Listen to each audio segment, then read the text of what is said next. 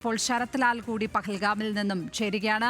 ശരത്ത്, ഒരു ഭീകരനെ ബന്ദിപ്പോരയിൽ വധിച്ചു എന്നുള്ള വിവരമാണ് പുറത്തേക്ക് വരുന്നത്. അൽത്താഫ് ലല്ലി എന്ന ലഷ്കർ കമാൻഡറെ വധിച്ചു എന്നുള്ള വാർത്ത പുറത്തേക്ക് വരുന്നു. ഇത്തരത്തിൽ ഏതൊക്കെ ഇടങ്ങളിലാണ് അതിശക്തമായ തെരച്ചിൽ അവിടെ നടക്കുന്നത്? നമുക്കറിയാം, ഈ ആക്രമണത്തിൽ നേരിട്ട് പങ്കെടുത്ത ഭീകരർ അവരിപ്പോഴും ആ മലനിരകളിൽ എവിടെയോ ഒളിഞ്ഞിരിക്കുകയാണ്. അവർക്ക് വേണ്ടിയുള്ള തെരച്ചിലൊക്കെ ഏത് തരത്തിലാണ് അവിടെ നടക്കുന്നത്?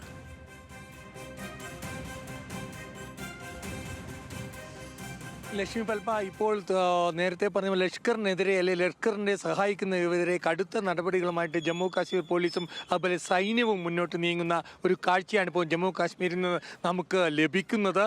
കാരണം ഞാൻ നേരത്തെ പറഞ്ഞ പോലെ തന്നെ ജമ്മു കാശ്മീർ പോലീസ് ഇന്ന് പൂർണ്ണമായി രംഗത്തിറങ്ങിയിരിക്കുന്നു, മാപ്പിംഗ് നടന്നിരിക്കുന്നു. ജമ്മു കാശ്മീരിലെ ലഷ്കർ തോയ്ബയുമായി ബന്ധമുള്ള വ്യക്തികളുടെ വസതികൾ കേന്ദ്രീകരിച്ചും അവരുമായി നേരത്തെ കേസ് ഉൾപ്പെട്ടവരെ നേരിട്ട് ചോദ്യം ചെയ്തുമാണ് ഇപ്പോൾ കാര്യങ്ങൾ മുന്നോട്ട് പോകുന്നത്.